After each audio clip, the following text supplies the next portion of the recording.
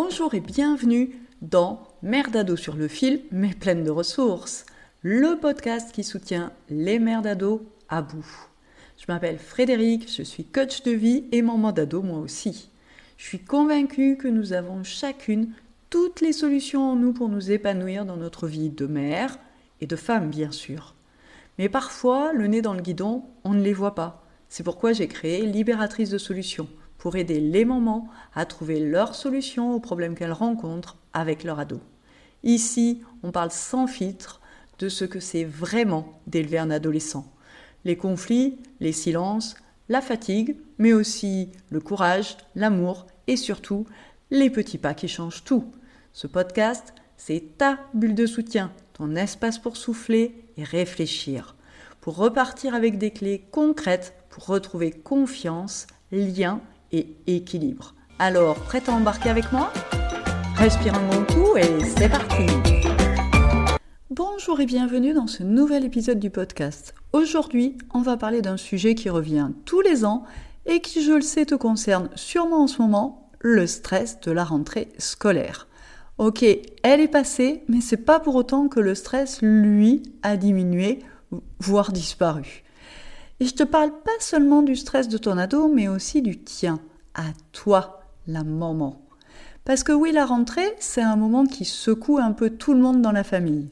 Alors dans cet épisode, je vais t'expliquer pourquoi c'est si stressant, les enjeux aussi bien pour nous que pour nos ados. Et surtout, je vais te donner des pistes pour que cette période soit la plus sereine possible. Alors, commençons par nous, les parents. On va pas se mentir, la rentrée, c'est un peu une montagne. Faut gérer les fournitures. Avant la rentrée, bien sûr, c'est déjà une corvée, mais moi par exemple ce week-end, on a remis ça. Et je sais déjà que le week-end prochain, ce sera la même chose. Parce que ma fille n'a pas encore vu tous ses profs et forcément, ils vont encore arriver avec leurs classeurs, leurs cahiers, etc., etc. Il y a les organisations liées aux inscriptions aux différentes activités, le fait d'aller aux différents forums des associations pour trouver peut-être des idées de sport que ton ado pourrait essayer. Faut s'adapter au nouvel emploi du temps, sans parler du stress de projection finalement. Je sais pas comment s'est passée ta scolarité, mais moi je sais que tous les ans, je me demande comment ça va se passer pour mes enfants. Est-ce qu'ils vont réussir ? Est-ce qu'ils vont réussir à s'intégrer ? Bref, tout ça, c'est stressant. Ça génère beaucoup d'émotions, d'inquiétude, de culpabilité, parfois même de colère. Tu connais sûrement ces moments où tu te dis « Mais pourquoi c'est toujours à moi de penser à tout ?» Ou « Mais c'est pas possible, ils le font exprès les profs, ils cherchent à me pourrir la vie là !» Et bien sûr, tout ce stress, il finit par rejaillir sur ta relation avec ton ado. Et ce d'autant plus que ton ado, lui aussi vit une rentrée, et que c'est pas simple.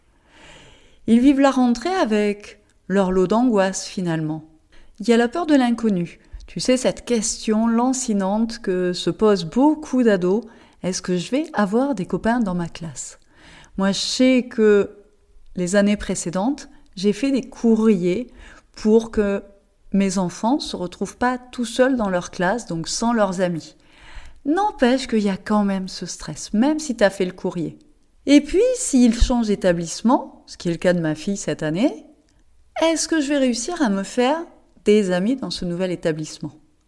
Perso, ma fille en 5e, elle a changé d'établissement et ça a été très compliqué. Elle a eu beaucoup de mal à s'intégrer dans ce nouveau collège. Du coup, forcément, ce changement-là, ça engendre énormément de tension. Énormément de stress, et si on m'acceptait pas, si j'arrivais pas à m'intégrer. Et on sait à l'adolescence à quel point c'est important pour les ados, les pères. Donc forcément, ça rajoute un stress énorme pour eux. Sans parler des profs, qu'ils connaissent ou non. Donc comment est-ce qu'ils vont être mes profs ? Ou alors, pourvu que j'ai pas monsieur ou madame un tel parce que mon frère aîné l'a eu, parce que j'en ai entendu parler et que, mon Dieu, ça a l'air d'être l'horreur. Tu connais tout ça ? T'imagines pour eux ce que c'est ? Tu peux te replonger de temps en temps sur toi, ton propre vécu et peut-être que ça va t'aider à prendre conscience de ce que vit vraiment ton ado aujourd'hui. Et puis il y a aussi la pression scolaire, la peur de l'échec, de ne pas être à la hauteur de ce qu'on attend d'eux, même si, parce que moi je sais que j'essaye de ne pas avoir de grosses exigences vis-à-vis de mes enfants, tu vois, de ne pas leur mettre la pression sur cette réussite, sur les notes et tout ça, parce que je ne pense pas que ce soit très sain, franchement. Mais ils l'ont, même si tu la leur mets pas, elle est là. Elle est là parce qu'ils se comparent aux autres, elle est là parce que les profs la leur mettent, elle est là parce que le système est fait comme ça avec des notes. Et que donc, quand t'as pas des bonnes notes, on te fait sentir que t'es pas comme les autres, t'es pas à la hauteur, t'es pas ceci. Et puis, il y a tout ce qui touche à leur autonomie, le fait de devoir se lever tôt, de gérer leurs affaires, et parfois aussi de devoir faire pour la première fois un long trajet. D'ailleurs, c'est précisément ce qu'a vécu ma fille ce lundi matin. Avec l'internat, elle a dû se lever à 6h du matin. C'est tôt quand même. Tout ça pour prendre le train à 6h45, arriver en principe à 9h30 pour un début de cours à 10h. Et finalement, elle a dû faire face à l'annulation de son train, ni plus ni moins. Résultat, elle est arrivée à son collège, il était un peu plus de 13h. Tu te rends compte un peu ? C'est quand même une longue et éprouvante première journée d'une longue semaine qui débute. Alors évidemment qu'elle était tendue. C'était la première fois qu'elle faisait ce trajet en train toute seule, et en plus avec des changements à gérer. Et tôt le matin. Franchement, il y avait de quoi stresser. Et ça s'est senti de suite dans son attitude, dans son ton, dans ses mots, dans sa façon de me parler.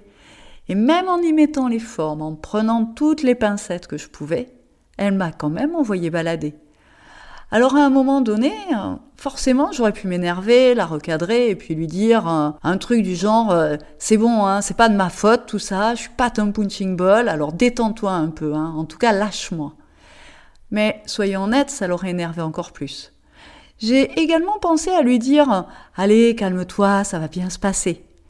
Mais il fait aucun doute pour moi que ça aurait eu exactement le même effet, donc ça l'aurait énervé.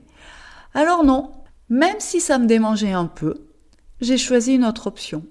J'ai validé ce qu'elle vivait en lui disant un truc du genre c'est vrai qu'il est tôt et que c'est pas facile pour toi tout ce trajet, je comprends que ce soit dur. J'ai reformulé ce que je percevais. Et puis j'ai nommé ces émotions parce que pour un ado, c'est souvent difficile de mettre des mots sur ce qu'il ressent. Et puis surtout, j'ai montré que j'étais là. Je lui ai dit un truc du genre je sens bien que t'es énervé, je comprends. Je te laisse tranquille, mais sache que je suis là si t'as besoin. Alors évidemment, elle a continué à s'énerver, en me disant « Ouais, mais évidemment, tu comprends rien, comme d'habitude, tu te rends pas compte. Faut que j'aille à la gare avec une valise qui de toute façon va pas rouler sur ce chemin de... » Oui, il faut que tu saches que j'habite dans une impasse et qu'elle est pas goudronnée. Alors c'est vrai que faire rouler une valise dessus, c'est pas génial. Et puis elle continuait avec « Ouais, puis j'ai mon sac, et puis j'ai les fournitures qu'il a fallu acheter. » Et là, je l'ai interrompue et je lui ai dit très calmement « Mais tu sais, ma chérie, c'est ok. Je vais t'amener en voiture à la gare. » Et là, j'ai senti qu'elle se détendait. Alors c'est vrai qu'on habite à 5 minutes à pied de la gare. Mais malgré ça, j'ai pris la voiture et je l'ai déposée. Parce qu'elle était chargée, parce qu'elle était stressée, parce que je pouvais le faire et parce que ça l'a aidée à faire baisser la pression. Alors oui, j'ai puisé dans toute ma bienveillance, dans ma patience pour que ce matin un peu particulier se déroule au mieux. Et puis pour être tout à fait honnête avec toi, je me suis quand même dit, pourvu que tous les lundis matins soient pas comme ça. Mais tu vois, je peux te dire un truc, c'est que ça en a vraiment valu la peine. Parce qu'on s'est pas engueulé. Alors, même si ça m'a demandé un effort, finalement, je crois que rien ne m'épuise plus que quand on se prend la tête. Mieux vaut faire des efforts pour que ça se passe bien. Donc tu vois, rendre la rentrée plus sereine, ce n'est pas si difficile que tu peux l'imaginer. Et ce que je te conseille, c'est de visualiser un matin comme tu aimerais qu'il se déroule et de te voir vraiment au top, armé de cette patience que tu as parfois. de cette ouverture, de cette écoute teintée de tout ton amour. Et de voir comme c'est agréable quand tu parviens à mettre tout ça en place. J'aimerais que tu arrives à voir comment tu parles, comment tu tiens, quelles sont les expressions de ton visage. Plus tu vas détailler ta vision, plus elle sera efficace. Ensuite, il te suffira de t'imprégner de cette scène. Et je t'assure qu'à force de la visualiser, comme ton cerveau ne fait pas la différence entre ce que tu imagines et la réalité, c'est comme si tu t'exerçais à être cette maman bienveillante et patiente que tu as tellement envie d'incarner sans y parvenir à tous les coups. Et j'aimerais que, forte de cette visualisation, tu réalises combien finalement, peu importe le comportement de ton ado, si toi tu as le bon état d'esprit, les bonnes attitudes, alors ça change tout. Et puis concernant ton ado, je t'invite à 2 choses qui me semblent vraiment essentielles. La première, c'est de le laisser exprimer ses inquiétudes. Même si elles te paraissent disproportionnées, même si elles te paraissent injustifiées, accueille, écoute et compatis. La seconde chose que je t'invite vraiment à mettre en place, c'est si tu as confiance en lui, dis-le lui. Si tu l'aimes, et je suis sûre que c'est le cas, dis-le lui. Si tu es fier de lui, dis-le lui. Alors il va sûrement hausser les épaules, lever les yeux au ciel, voire te lancer une pique quelconque en te disant que tu le saoules, etc. Mais tu t'en fiches. Parce qu'une chose est sûre, c'est que malgré ces grands airs, ça le touche et ça le soulage. Parce qu'aucun enfant n'a envie de décevoir ses parents. Donc en conclusion, ce que j'aimerais que tu retiennes de cet épisode, c'est que la rentrée, c'est une transition. Elle peut être stressante, mais elle ne dure pas. Et tu as en toi toutes les ressources pour y faire face. D'ailleurs, j'aimerais que tu me dises, comment est-ce que tu la vis, toi, cette rentrée ? Si tu veux m'écrire, n'hésite pas. Je serai ravie de te lire et de te répondre. Tu as mon mail en description de cet audio. Merci d'avoir écouté cet épisode de Mère d'ado sur le fil, mais pleine de ressources. Si cet épisode t'a plu, pense à t'abonner et pourquoi pas le partager avec une maman dont tu sais qu'il lui sera utile. Tu veux aller plus loin ? Abonne-toi à ma newsletter pour recevoir conseils et soutien directement dans ta boîte mail. Et surtout, n'oublie pas, chaque jour, tu fais de ton mieux et ça, c'est déjà énorme. À très vite pour un nouvel épisode.